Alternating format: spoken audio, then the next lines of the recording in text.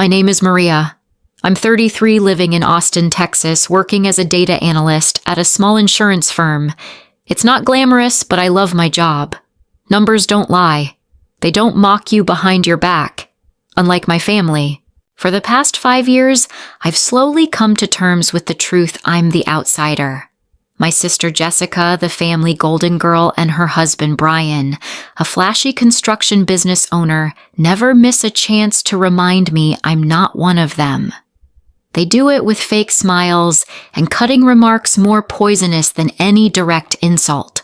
Every family gathering, whether a birthday or Easter brunch, they steal the spotlight. Jessica shows up dressed like a magazine cover model, going on about her boutique's VIP clients. Brian boasts about million-dollar projects, drowning out everyone else with his voice. And me, I sit quietly with my homemade salad, hoping someone might ask how I'm doing. No one ever does. One 4th of July, I tried to talk about a major project I'd worked on, an insurance claim involving complex data analysis. Jessica laughed. Maria, nobody cares about spreadsheets. Brian leaned back smugly. Yeah, stick to what you're good at, staying quiet. Everyone at the table burst out laughing. My mom Linda smiled awkwardly. My dad Frank refilled his wine like he didn't hear a thing. I kept trying to be seen. I brought cookies to Sunday dinners, helped Mom in the kitchen, even asked Brian about his business, hoping he'd respect me. But every time I got cold indifference or thinly veiled mockery, what hurt the most was my parents' silence. I know they love me, but they never once called out Jessica or Brian for their cruelty.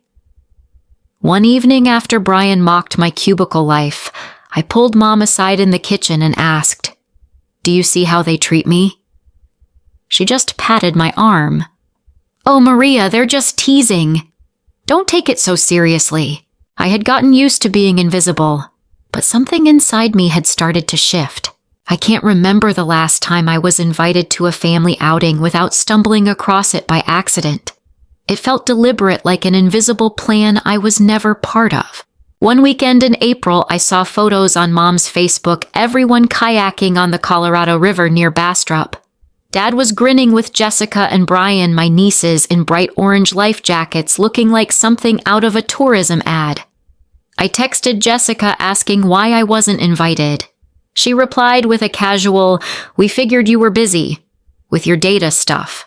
Brian chimed in later, "Didn't think you were the outdoorsy type, Maria." I swallowed the hurt, told myself it was probably a misunderstanding, but it kept happening. Birthdays. I didn't know about dinners I heard about after they happened. A Christmas market trip I only found out about when I saw Brian's truck parked downtown. Even Sunday dinners, our weekly tradition at my parents' house, became another reminder that I was just background. Mom would cook her signature pot roast, Dad would retell the same old banking stories, and I'd try to contribute, try to slip in something, anything to feel like I belonged. But every time I tried, I was shut down. One evening, I mentioned I was up for a promotion at work. Before I could finish, Jessica jumped in with a story about some celebrity client at her boutique. Brian followed up with news of a new contract he'd landed. I waited, hoping someone would circle back to me. No one did. Mom changed the subject to dessert. Dad nodded along, and I sat there half chewing a piece of roast chicken and all the words I didn't get to say. Another time I brought homemade butter cookies. Jessica tried one and smirked. "Not bad, Maria, but you should really try my recipe. It's always a hit." I wasn't angry, but I felt myself shrinking bit by bit. I used to think that if I just tried hard enough, they'd eventually see me, but they never looked the way I hoped they would. Thanksgiving in Austin that year was crisp and chilly, but my insides felt colder. I'd arrived early to help Mom prep. The kitchen smelled like cinnamon and roasted turkey scents that used to mean comfort, but now felt like a lie. Jessica breezed in as always, heels clicking across the wood floor, arms full of wine bottles, and that smile that never quite reached me. Still playing sous chef Maria, she asked, smug as ever. "Let me take care of the table, it'll look better that way." I gripped the napkin I was folding, keeping my voice steady. "I'm fine, thanks." But she wasn't done. "Oh, have you heard about Brian's company? He's been swamped projects all over the city." She didn't wait for a reply. I was just part of the backdrop. Dinner unfolded as usual, Jessica bragging about celebrity clients, Brian loud and animated with his construction tales. And me, I was just there. Until Brian stood up clapping his hands like a game show host. "Time for gifts," he announced, beaming. I straightened in my chair, a flicker of hope I didn't want to admit to. He passed out sleek packages, a leather wallet for Dad, a silver bracelet for Mom, remote control cars for the kids. Everyone clapped and gushed. Then, nothing. No gift for me, not even eye contact. I wasn't just overlooked, I was erased. I sat frozen, fingers clenched in my lap. And then I heard it, Jessica's laugh. Not joyful, not kind, sharp and deliberate. "Oh, Maria, don't look so glum," she said sweetly. "Not everyone gets a prize." The table fell silent. Mom looked away. Dad adjusted his napkin. The kind of silence I knew all too well, the kind that let people like Jessica say whatever they pleased. But this time, something snapped. I wasn't just sad. I was furious. And I had something they didn't know. I had a secret that would shatter their perfect little show. That night after dinner, I went back to my small apartment off South Lamar and sat on my old sofa for hours. I didn't cry. There were no tears left. What I felt was a strange, chilling stillness, then something sharper clarity. I thought about all the years I'd let them chip away at me, Jessica with her polished digs, Brian with his dismissive smirks. I used to believe if I tried hard enough, if I was kind enough, quiet enough, helpful enough, I'd earn a place. But it never came. I remembered the first time I truly felt like I didn't belong. It was Dad's 60th birthday. I'd spent a week creating a video montage, scanning old photos, editing them with jazz music he loved. I played it on the TV, barely a minute in Jessica cut in. "Oh, speaking of milestones, we're buying a cabin in Hill Country. Did I tell you guys?" Everyone turned. Dad lit up asking about price, location. The video kept playing, but no one watched. I sat on the edge of the couch nodding like I was invisible. Or that pre-Christmas dinner Mom hosted. I showed up early to bake cookies, set the table, fold napkins. Jessica arrived 2 hours late, and the room lit up the second she walked in. "You look amazing. That dress is gorgeous." I walked out with the cookie tray, and no one looked my way.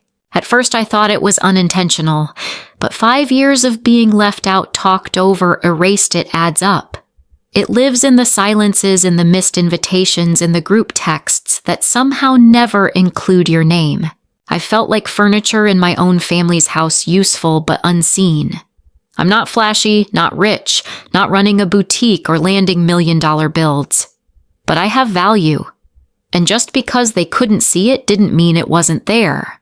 I wasn't born to be their emotional punching bag. I wasn't the girl who swallowed tears after dinner anymore. That night, for the first time in years, I didn't feel broken. I felt ready. That August, we had a backyard cookout at my parents' house.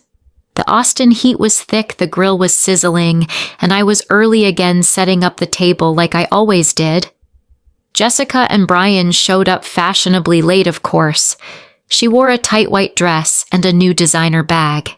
He was holding court with relatives, boasting about a 7-figure renovation project. I didn't say much. I was used to the background role. I was folding napkins when a black SUV pulled up. Out stepped Kyla, Jessica's friend from high school. She was a freelance accountant now, sharp-tongued, brutally honest, the kind of person who didn't do small talk. She walked straight to the lemonade, poured herself a glass, then muttered just loud enough for me to hear, eyes flicking toward Brian at the grill. "Some people think they can hide messy numbers forever." I blinked. Like who I asked, keeping it casual. She didn't look at me. "Parker Construction. The books are a mess. Money in, money out. No receipts. I froze napkins forgotten. Parker Construction? Brian's company. What kind of mess, I asked, keeping my voice light. She shrugged. I told him to fix it. He laughed. That's all I needed to know. And then she walked off, leaving her words hanging in the humid air like a grenade. But I heard them loud and clear. I stood still, heart hammering in my chest. My mind scrambled, piecing together luxury handbags, a new truck, lavish trips, while Jessica had recently told Mom her boutique was barely breaking even. Something didn't add up. And for the first time in a long time, I trusted my gut. That night back in my apartment, I didn't turn on Netflix.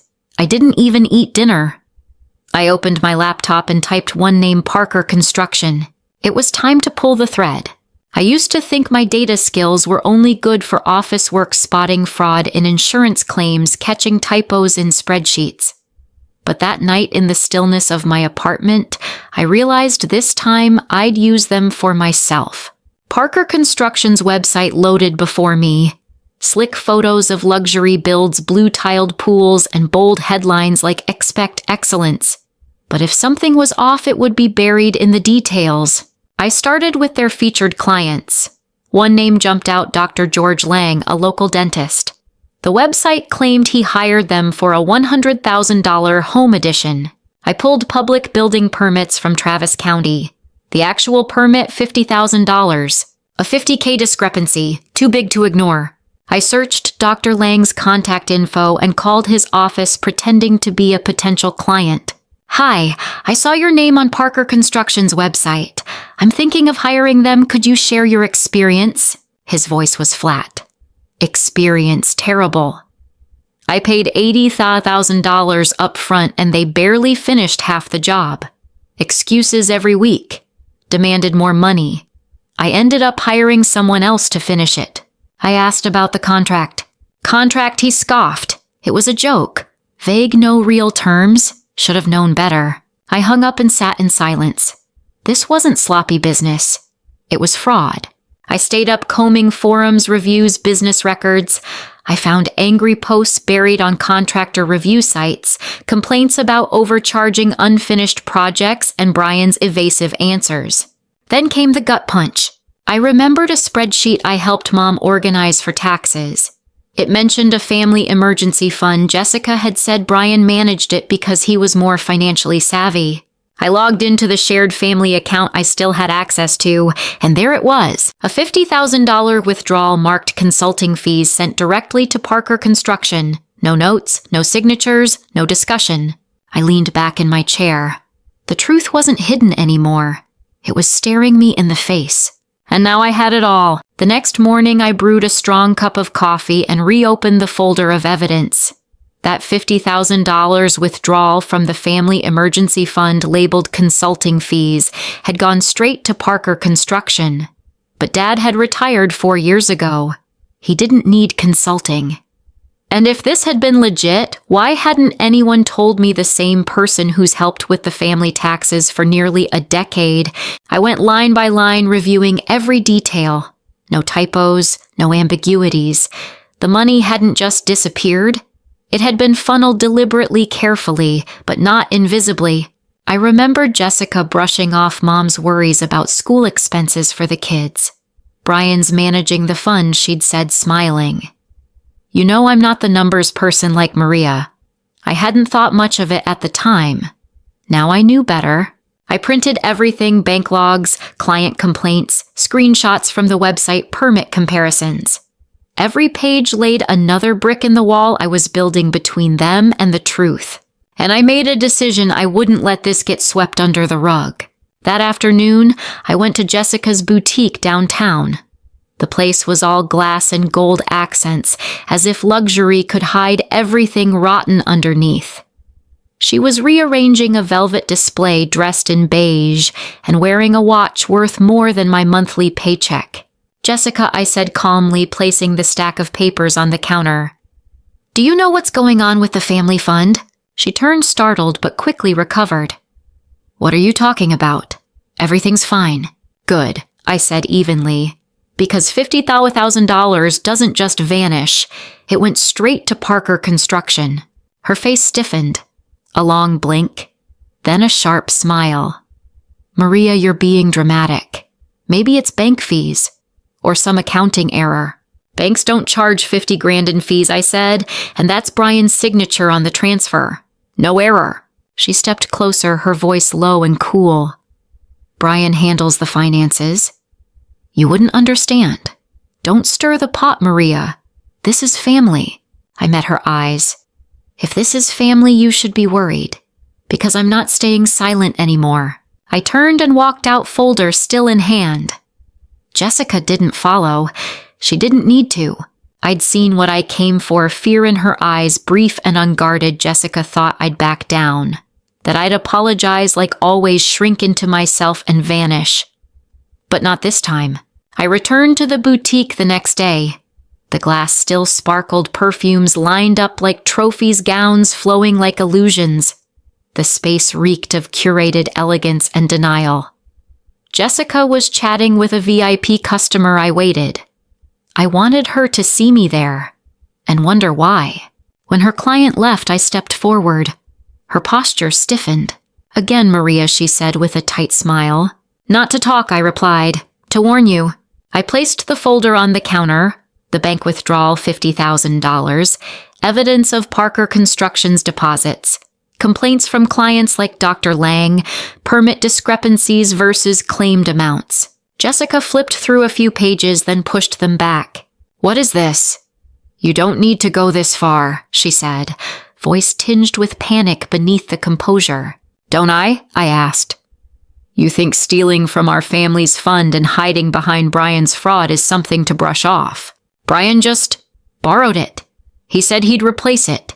You don't understand the full story." I smiled sharp. "Right.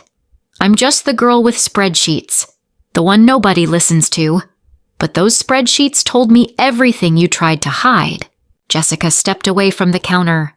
"You're tearing the family apart over jealousy." I stepped closer. "Not jealousy, Truth. And here's the choice. You deal with this quietly before Thanksgiving, or I let the facts speak for themselves." At the dinner table, she went silent. Her hand brushed her hair, fingers trembling. "You'll destroy everything," she whispered. "No," I said. "You and Brian already did. I'm just turning on the light." I walked out without looking back. What I carried in my bag wasn't just evidence. It was a plan, and I was ready to speak. I had the evidence. I'd confronted Jessica, but I knew better than to expect confessions. Jessica never apologized. Admitting fault would crack the perfect image. Brian's silence was his armor. If I wanted the truth seen, I had to make it undeniable. The 2 weeks before Thanksgiving became my quiet operation. I planned it like a campaign, and in many ways it was one. I reprinted every piece of evidence, clean copies carefully ordered, the $50,000 withdrawal, transfer records to Parker Construction, Dr. Lang's written statement, emailed confirmation, screenshots of hidden negative reviews, county permits versus inflated project values. I slid it all into a clear binder, neat and simple. On the outside, it looked harmless. Inside, it was a quiet detonation waiting to go off. Then I called Kyla, the woman who'd dropped the match. "Kyla, about Parker Construction? You said the numbers didn't add up." She paused. "It's bad, Maria. I dropped them. Money going places it shouldn't, invoices missing. But Jessica still backs him. I'm tired." "Well, I'm not," I said. "Not this time." She chuckled. "If you make a move, let me know. I hate dirty players." When we hung up, I felt it, not just clarity, but quiet solidarity. I wasn't entirely alone. I backed up every document, every email onto a flash drive labeled dinner. I slipped it into my bag with the binder. Each night, I rehearsed what I'd say. No dramatics, no shouting, just facts. Because I knew Jessica would try to spin it. She was good at that. Sprinkle some tears, bring up childhood memories, and suddenly everyone forgot what she'd done. Not this time. I'd wait for Brian's usual gift-giving performance, the annual moment when he made me invisible. Only this time I'd have a gift of my own, one wrapped in truth, and no one at that table would be able to return it. Thanksgiving that year didn't begin any differently. Mom made her famous cranberry glazed turkey. Dad brewed mint tea. Jessica arrived in a sleek burgundy dress. Brian wore his perfectly ironed shirt and that signature "I own everything" smile. I got there early not to help, but to control the timing. My folder was in my bag. A flash drive tucked into my laptop. Everything ready. We all sat at the table. Ati laughed politely. I counted the minutes. Then Brian stood. The moment I'd been waiting for. "I've got something for everyone," he said, beaming. "Time for gifts." He handed out a leather wallet to Dad, a silver bracelet to Mom, toy cars to the kids. Cheers and clapping filled the room. It was the same performance every year. Except this time I wasn't watching, I was waiting. He glanced past me like I wasn't there. No gift, not even acknowledgement. Jessica smirked. "Don't pout, Maria," she said sweetly. "Not everyone gets a prize." Dad looked down at his plate. Mom clenched her napkin. No one said a word. Just like every year, but this time I didn't swallow it. I stood. My chair scraped loudly against the floor. Everyone looked up. "Actually," I said, voice steady, "I brought something too." I pulled the folder from my bag and slid it across the table to Brian. "You should open it." Silence. Brian opened it. Pages spilled out bank statements, Dr. Lang's complaint permit comparisons. Every page peeled back a layer of lies. "This is proof," I said. "You've scammed your clients, and worse, you stole $50,000 from our family fund. The one for your children." Jessica tightened her grip on her wine glass, face pale. "Maria, you're twisting everything. You've always been jealous." I turned to her. "I've been silent for 5 years. While you laughed at me. While you let your husband take money from Mom and Dad. From your kids. And I'm the one who should feel guilty." Dad picked up the file, hands trembling. 50,000, he whispered. "From the kids' fund." I nodded. "Transferred to Parker Construction. Labeled consulting fees." Silence. Heavy. Deafening. Then Mom spoke. "Brian," she said, her voice barely above a whisper. "Tell me this isn't true," he stammered. Jessica jumped in, trying to spin it, but I wasn't listening anymore, because I knew I had just detonated the lie they had built their lives around. I remember the moment like it's frozen in time. My father Frank, his hands trembling as he flipped through the folder, his eyes wide, breathing shallow. My mom Linda placed a hand on his shoulder, but he didn't react. He just stared at the bank statement, at the words, consulting fees, Parker Construction, 50 value in dollars. His lips moved. This can't be real. Then he clutched his chest, face drained of color, breathing ragged. A second later, he collapsed sideways in his chair. "Dad?" I screamed, rushing to his side. My mom's cry pierced through the dining room. Chairs scraped, panic erupted. Jessica froze. Brian turned ghost white. I grabbed my phone and dialed 911, my voice shaking but sharp. "Heart attack, male 60s, unresponsive. The address is..." While I gave the dispatcher the details, Jessica's voice cut through the air, shrill and furious. "This is your fault. You did this." I turned phone still to my ear. "My fault," I said, steady. "Your husband took the money. You covered it up. I told the truth." Jessica stormed over, pointing a finger in my face, her eyes wild. "You've always wanted to ruin this family, jealous of me, and now look what you've done to Dad." I didn't flinch. "You've been ruining this family for years. I just turned on the lights." Then the sirens blared. The ambulance pulled up to the house, red and white flickers reflecting off the windows. EMTs rushed inside. I stepped aside. Mom was clinging to Dad's hand, whispering, "Frank, don't leave me, please." Brian tried mumbling something to her, but she slapped his hand away, voice trembling but firm. "Not now. Don't speak." Jessica knelt beside him, whispering frantically, but her eyes found me across the room, rage and panic crashing behind them. "You're going to regret this," she hissed. I met her glare. "I've spent 5 years regretting staying silent. I'm done." The medics lifted my father onto a stretcher, checking Vital's oxygen mask over his face. I followed them to the door, my purse still slung over my shoulder, still carrying the evidence, still holding the truth. Jessica came after me, grabbing my arm, her nails digging into my skin. "You ruined everything," she spat through clenched teeth. I shook her off. "No. I protected what you were willing to throw away, our parents' trust. You lost it, Jessica. Not me." She stood there speechless for once, without a script. I climbed into the ambulance with Mom. My heart was pounding. Fear pulsed through me, but so did clarity. No matter what happened to Dad, whether he recovered or not, I knew I was no longer the girl who sat quietly at family dinners. I was the woman who broke the silence. And silence was the very thing that had been killing us all along. The hospital smelled like antiseptic and old linoleum. We waited in a room with buzzing fluorescent lights, worn chairs, and coffee no one touched. Mom sat beside me, hands clasped, tightly whispering prayers. Jessica paced in heels that no longer clicked with confidence. Brian had stayed behind with the kids, probably hiding. Hours passed. When the doctor finally came out, her voice was calm but direct. "Mr. Hayes is stable for now. We're monitoring him, but yes, it was a heart attack." Mom let out a gasp, pressing a hand to her mouth.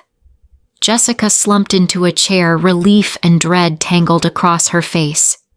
I just nodded. Dad was alive? Barely. And truth had almost cost him everything. Jessica turned to me, voice bitter and low.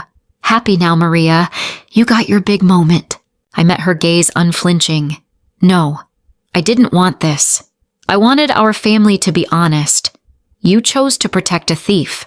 She said nothing, but her silence was louder than any excuse. A few minutes later, Dad was wheeled out of the ICU into recovery. He looked pale but conscious. Mom rushed to his side. I stood back. Jessica did too, hesitating. Then Dad looked at her, voice weak but eyes sharp. "Jessica," he rasped. "Did you know about the money?" She faltered. Her lips moved. "Dad, I didn't know everything. Brian said it was temporary, just to help with cash flow." Dad shook his head. "You let him touch the boys' fund. You let him touch our savings. I trusted you both." He turned away, and just like that, Jessica, the golden daughter, was no longer untouchable. I stepped closer, my voice steady. "For years you made me feel like I didn't belong. You mocked me. Shut me out. I stayed quiet, hoping one day you'd see me as your sister." Jessica looked up, red-eyed, defensive. "You think you're so righteous? You brought this on all of us." I didn't raise my voice. "No, Jessica. You and Brian did this. I just stopped covering for you." Dad looked at me then. "Maria," he said softly, "you did what was right, even if it hurt." I nodded, unable to speak. For once, I didn't feel invisible. The next morning, I walked into the local precinct with my lawyer friend Sarah and filed a report. I handed over the binder, the USB, and every printed copy of what I had. The officer reviewed it, flipping through with a low whistle. "This is enough to launch an investigation," he said. "Good," I replied. "Let it." That night, I packed my bags. 2 weeks later, I left Austin. I moved to a one-bedroom apartment near downtown Houston. It wasn't glamorous, but it was mine. I started a free after-school data class for girls, quiet, overlooked teens who reminded me of myself. One student, Mia, stayed late after the first session. "You make spreadsheets sound cool," she said. I laughed. And for the first time in years, it was real. Jessica tried to reach out once through Mom once, with a handwritten letter slipped under my apartment door. I messed up, it began. "Please let me explain." I didn't respond. I didn't need her apology. I wasn't living for her approval anymore. Mom and Dad visited weeks later, bringing pie and stories about their garden. We didn't talk about Jessica. We didn't need to. I stood in my kitchen that night and wrote something in a notebook. "I'm not waiting for someone to choose me anymore. I already did." For years, I swallowed silence like it was survival. But now I speak. And what I say is mine,